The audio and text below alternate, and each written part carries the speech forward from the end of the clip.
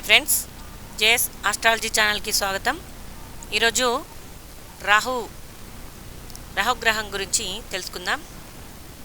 ఈ రాహుగ్రహం ఒక అత్యంత రహస్యమైన మరియు నీడ గ్రహంగా చెప్తారు. షాడో ప్లానెట్గా పరిగణించబడుతుంది. దీనికి ఒక భౌతిక రూపం లేదు. ఓకే, వేద జ్యోతిష శాస్త్ర ప్రకారం ఈ రాహుగ్రహం సూర్య చంద్రుల కక్షలను ఖండించుకునే ఒక ఉత్తర బిందువు. ఇక రాహుగ్రహం గురించి జ్యోతిషపరంగా చెప్తే ఇక్కడ రాహు స్వభావం ఏంటంటే రాహును పాపగ్రహంగా భావిస్తాము. ఇది భ్రమలని, కోరికలని మరియు హఠాత్తుగా జరిగే మార్పులకి కారకుడుగా ఉంటాడు ఈ రాహు.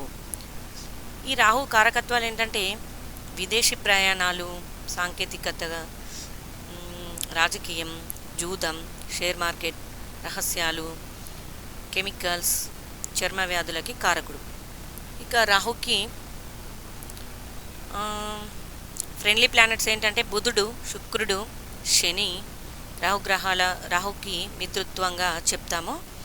ఇక శత్రుగ్రహాలు సూర్యుడు, చంద్రుడు మరియు కుజుడు రాహుకు శత్రువులు. ఇక గురువు సముడుగా చెప్తాము.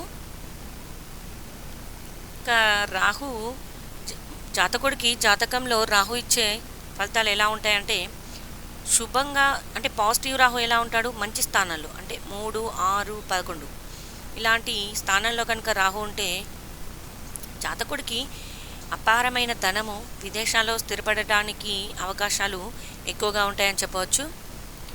రాజకీయాల్లో విజయము, సమాజంలో గొప్ప గౌరవం, గుర్తింపు కూడా వస్తాయి. వీరి ఆధునిక ఆలోచనలతో సమాజంలో అందరికంటే ముందుంటారని చెప్పవచ్చు.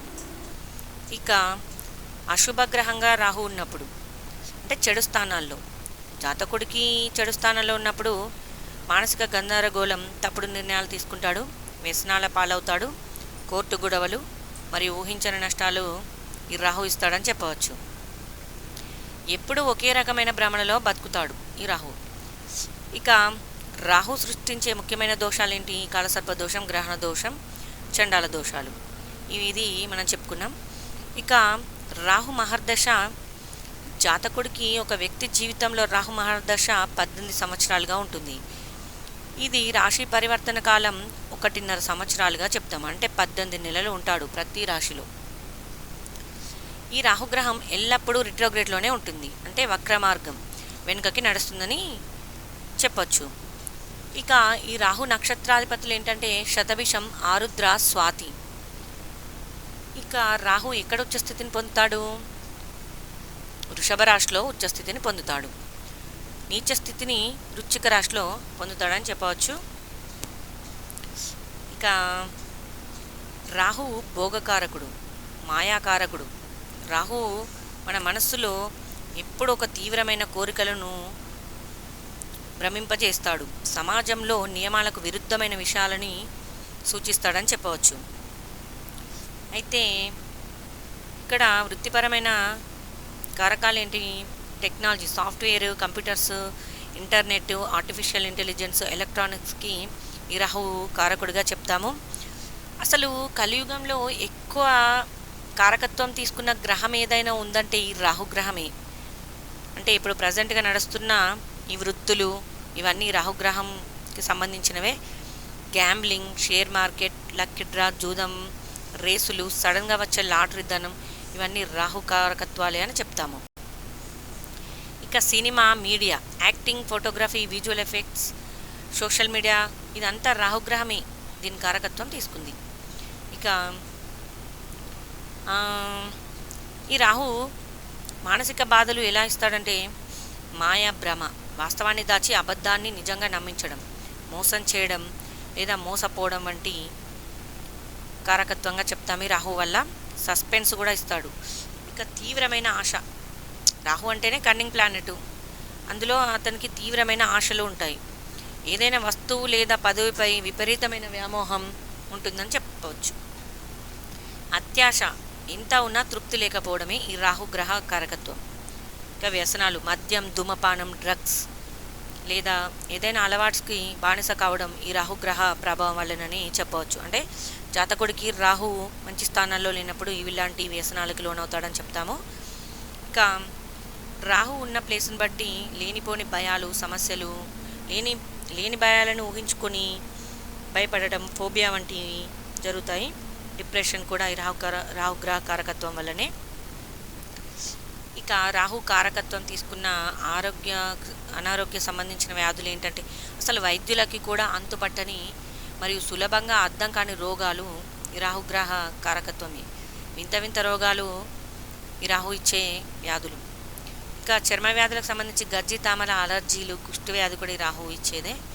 ఇంకా పాము కాటు, తేలు కాటు లేదా ఇతర విషపూరిత జంతువుల వల్ల వచ్చే ఇబ్బందులు కూడా రాహు అనుకూలంగా లేనప్పుడే.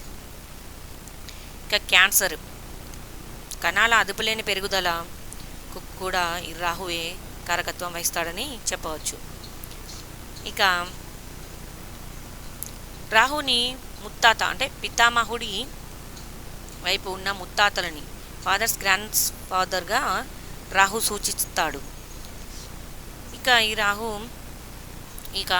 ఇప్పుడు చూద్దాం. రాహు జాతక చక్రంలో 1 నుండి 12 ఇంట్లో ఉన్నప్పుడు ఎలా ఉంటాడు చూద్దాం. ముందుగా ఫస్ట్ హౌస్. రాహు ఫస్ట్ హౌస్లో ఉన్నప్పుడు ఆకర్షణీయమైన వ్యక్తిత్వం, సమాజంలో అందరికంటే ముందుండాలనే ఆలోచన, లౌక్యం, కీర్తి ఉంటాయి. ఇక విపరీతమైన అహంకారం ఉండవచ్చు. మానసిక ఆందోళన, భ్రమలు, తలాముఖానికి సంబంధించిన ఆరోగ్య సమస్యలు ఉంటాయి. ఇక 2వ ఇల్లు ధన, కుటుంబ స్థానం. ఇక్కడ ఊహించని ధనలాభం, విదేశీ వనరుల ద్వారా సంపాదన, స్పష్టమైన మాట తీరు ఉంటుంది. ఇక కుటుంబంలో గొడవలు, కఠినమైన సంభాషణ, వ్యసనాలకు, మద్యం, ధూమపానం వంటి వ్యసనాలకు బానిసయ్యే అవకాశం ఉంది. కంటి సమస్యలు కూడా రావచ్చు. ఇక 3వ ఇల్లు పరాక్రమ భావం. ఇది రాహుకి అత్యంత శుభస్థానం. ఇక్కడ అపారమైన ధైర్యం, పరాక్రమం, మీడియా, ఐటీ రంగాల్లో అద్భుతమైన విజయం, శత్రువులపై విజయం అని చెప్పవచ్చు. ముఖ్యంగా తోబుట్టులతో, చిన్నవారితో సంబంధాలు దెబ్బతింటాయి, చెవుల సమస్యలు ఉంటాయి. ఇక 4వ ఇల్లు మాతృస్థానం, సుఖభావం. ఇది విదేశాలలో లేదా పుట్టిన ఊరికి దూరంగా విలాసవంతమైన ఇల్లు, వాహనాలు కొనడం. 4వ ఇంట్లో రాహు కారకుడు. ఇంకా అశుభ ఫలితం ఏంటంటే తల్లిగారి ఆరోగ్యం క్షీణించడం, ఇంట్లో ప్రశాంతత కరువు అవ్వడం, గుండె లేదా ఊపిరితిత్తుల సమస్యలు రావచ్చు. ఇక 5వ ఇల్లు పుత్ర మరియు పంచమ భావం ఏంటి ఇక్కడ?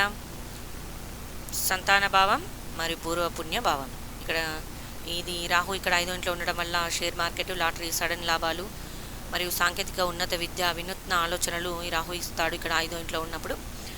ఇంకా అశుభం ఏంటంటే సంతానలేమి, సంతానంతో సమస్యలు, ప్రేమ వ్యవహారాల్లో మోసపోవడం, పుట్ట సమస్యలు ఉంటాయి. 6వ ఇల్లు రుణరోగ శత్రుస్థానం. ఇది రాహుకి చాలా ఉత్తమమైన స్థానం అని చెప్పవచ్చు. శత్రువులు నాశనం అవుతారు, కోర్టు కేసుల్లో విజయం, రాజకీయాల్లో ఉన్నత పదవుల్లో చాలా మంచి విజయాలు సాధిస్తారని చెప్పవచ్చు.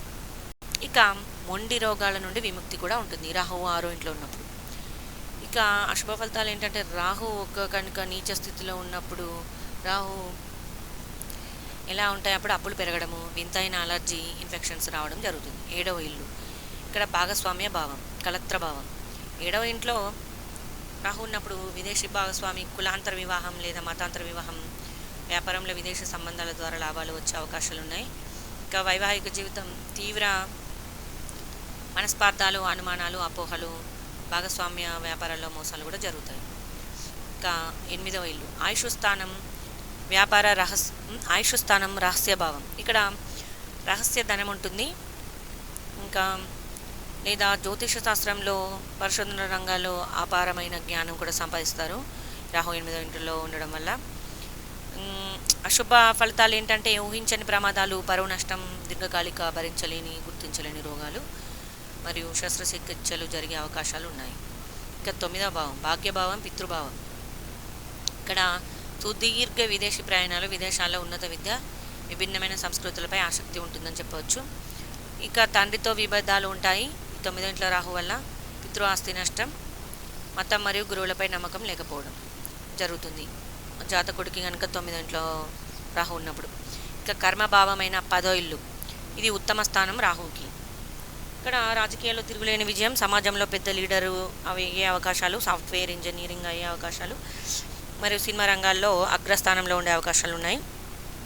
ఇంకా కెరీర్లో స్థిరత్వ స్థిరత్వం లేకపోవడం మరియు అధికారులతో గొడవలు ఉంటాయి. తప్పుడు మార్గాల్లో సంపాదించడానికి ప్రయత్నిస్తారని చెప్పవచ్చు ఈ రాహు 10వ ఇంట్లో ఉన్నవాళ్ళు. ఇక 11వ ఇల్లు లాభభావం అత్యంత శక్తివంతమైన స్థానం. ఇక్కడ మల్టిపుల్ సోర్సెస్ ద్వారా విపరీతమైన సంపాదన ఉంటుంది. సమాజంలో ఉన్నత వ్యక్తులతో పరిచయాలు కోరికలు నెరవేరుతాయని చెప్పవచ్చు. ఇక పెద్దన్నయ్య పెద్దక్కలతో సంబంధాలు బాగుండవు అని చెప్పవచ్చు. స్నేహితుల వల్ల కూడా వీళ్ళు మోసపోతారని చెప్పవచ్చు. ఇక 12వ ఇల్లు వ్యయస్థానం మోక్షస్థానం. ఇక్కడ రాహు 12వ ఇంట్లో ఉన్నప్పుడు శాశ్వతంగా విదేశాలలో స్థిరపడటం జరుగుతుంది. ఆధ్యాత్మికత వైపు మనసు మళ్ళీ అవకాశం ఉన్నది. ఆసుపత్రి ఫార్మా రంగాల్లో లాభాలు ఉంటాయి. ఇక అశుభంగా ఉంటే కనుక రాహు అప్పుడు విపరీతమైన వృధా ఖర్చులు, నిద్రలేమి, కోర్టు కేసులు, జైలు శిక్ష వంటి అనుభవించేవంటి అవకాశాలు ఉన్నాయి. ఓకే ఫ్రెండ్స్, ఈ రాహుకి అధిదేవత దుర్గాదేవి. ఈ దుర్గాదేవి ఆరాధన ద్వారా రాహుకి అంటే దుర్గాదేవి ఆరాధన ద్వారా మంచి జరిగే అవకాశాలు ఉన్నాయి జాతకుడికి. ఓకే ఫ్రెండ్స్, ఇది రాహు గ్రహం గురించి. Thank you friends. Thanks for watching. Share and subscribe. Like.